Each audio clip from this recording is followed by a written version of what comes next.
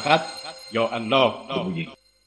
من به الله قسم میخورم. بله من طبعا قسم میخورم. عقیده دینم امینه، آیینم امینه که علی گفتن حقه. بله. متاسفانه فقط دین و آیین شما این است که غیر الله را به کمک و مدد بطلبید، اما دین الله هرگز این گونه نیست. دین و آیین پیامبر صلی الله علیه و آله و سلم و دین اهل بیت گرامی ایشان نیز این گونه نیست. دین و آیین راستین الله این است که فقط یا الله بگوییم.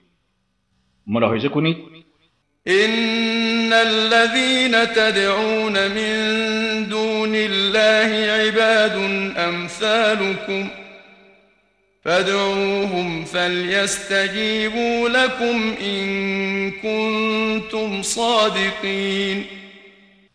به طور قطع کسانی را که جز الله می‌خوانید و عبادتشان می‌کنید بندگانی مانند خود شما هستند. پس اگر راست می‌گویید آنان را بخوانید و آنان شما را اجابت کنند. ومن أضل ممن يدعو من دون الله من لا يستجيب له إلى يوم القيامة وهم عن دعائهم غافلون.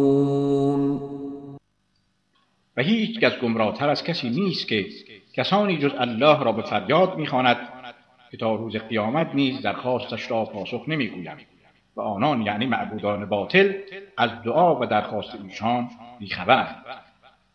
سوره احقاف آیه 5.